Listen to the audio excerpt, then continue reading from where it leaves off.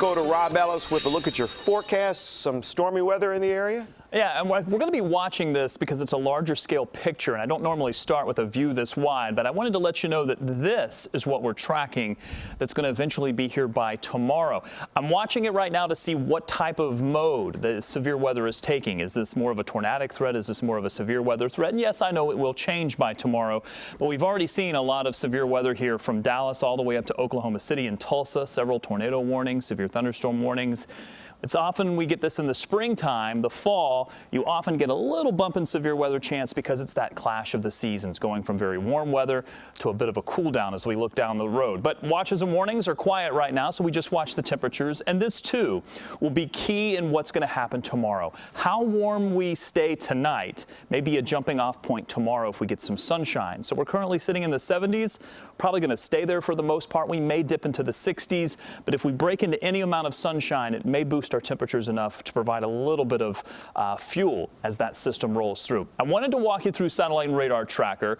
Overnight, it's pretty quiet. Not expecting much in the way of any rain or any showers or thunderstorms through tomorrow morning. Things look pretty good. You can start tomorrow morning without having to worry about any storms. Temperatures will be right around 70.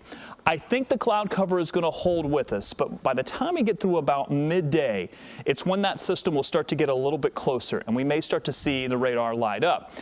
Out ahead of that, it's possible we could break into some sunshine. And any locations that do break into some sunshine, they may be able to get up into the 80s so that when this moves through, unfortunately, it may come with a little bit of an extra chance to bring us the possibility of severe weather. I've stopped it here at 2:30. 2:30 tomorrow, by the way, could be pivotal for some of the White Sox fans. To be determined, but that's where I think we'll have the possibility for some stronger storms to be moving in. Now, will they be severe storms? Well, that remains to be seen. We'll be watching it, but if they do move through, I do think 2 to 5 is a good time frame for much of Chicago to see at least some storminess, possibly some lightning along with this, but maybe even the severe threat, gusty winds and the possibility of an isolated tornado. We couldn't rule that out. By 5, we're starting to see that main impulse move away, and by the time the sun goes down and we get into the evening, I think things will have calmed down as we start to see the temperatures drop into the 60s. It's really just going to be a one-day kind of a thing, really during the afternoon. Again, 2 to 5 is the time frame I'm looking at. 78 is what I have for our high temperature tomorrow. If we get a little warmer than that, these storms may have a little bit more energy to work with. As far as what happens after that, well, we go from the upper 70s to the upper 60s, but it takes us all the way until Friday before we get there. Keep in mind the average high is 65 this time of year. It may be Saturday before we see those temperatures feel like what October should feel like. 67 our overnight low.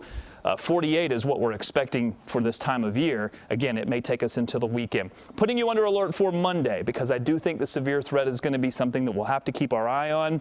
Another chance for rain returns Thursday and into Friday.